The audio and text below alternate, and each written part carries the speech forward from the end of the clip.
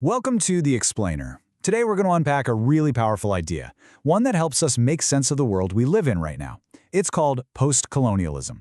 Now, I know that might sound like a heavy academic term, but it's really a way of looking at the lasting impact of colonialism, not just as something in the past, but as a force that's still shaping our present.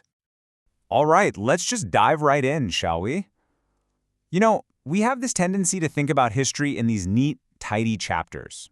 An empire rises, an empire falls, a new flag goes up, and we just kind of close the book. But postcolonialism looks at all that and asks a really important question. What if the story never actually ended?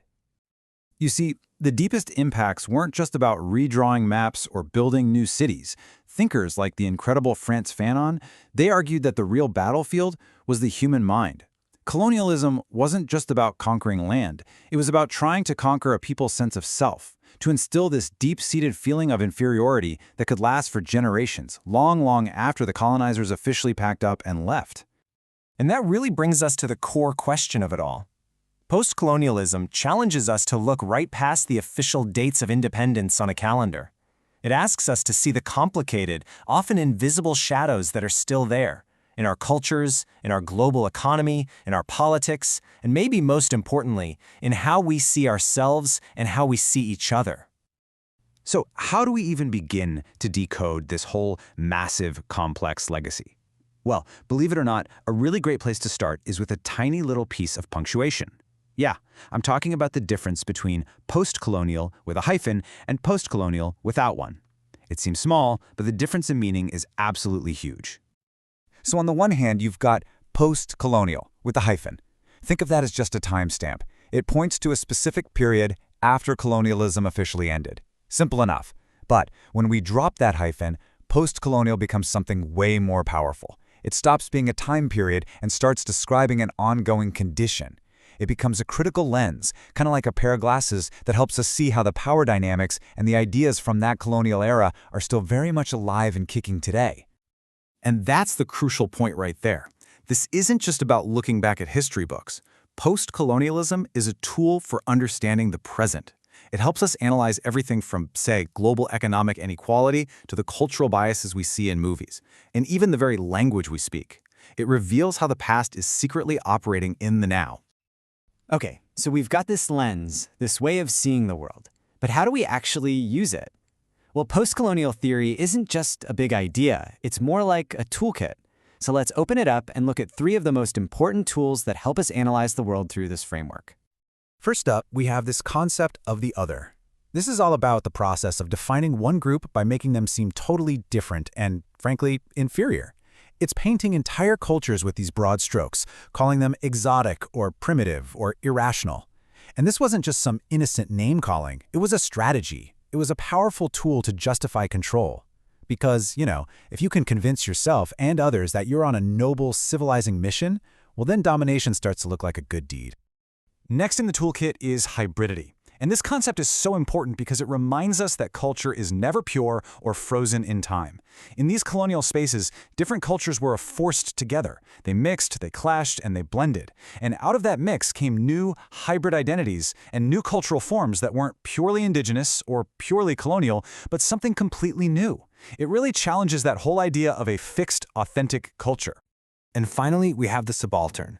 This is such a powerful idea. It forces us to ask a really tough question. Whose story actually gets told, and whose story gets left out? The subaltern are the people on the absolute margins of society. Think of peasants, or working-class women, or lower castes. Their voices and their entire experiences often get totally erased, not just from the colonizers' history books, but even from the new national histories that come after.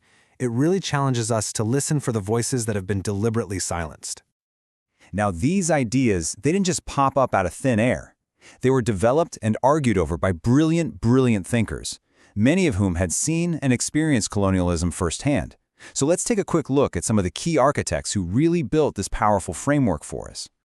So here you have some of the heavyweights.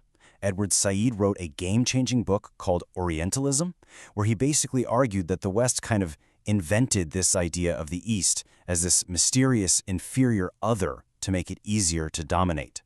We've already talked about the vital work of Frantz Fanon and the psychological wounds of colonialism. Homi Bhabha gave us fantastic concepts like hybridity, which we just discussed, to explore those in-between cultural spaces.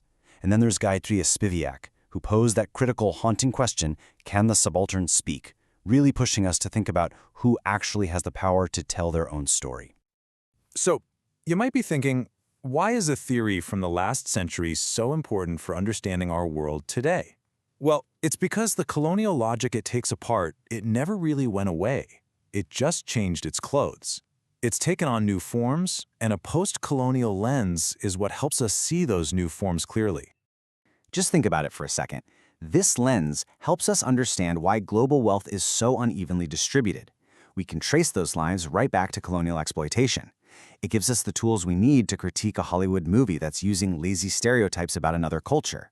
And it helps us see why something like climate change isn't just an environmental problem, it's a justice problem, because so many of the nations most at risk are former colonies that actually contributed the least to the crisis in the first place. So let's end with this thought. We live in this globalized world just overflowing with information. It's everywhere. But post-colonialism is that constant reminder that not all voices are equally loud.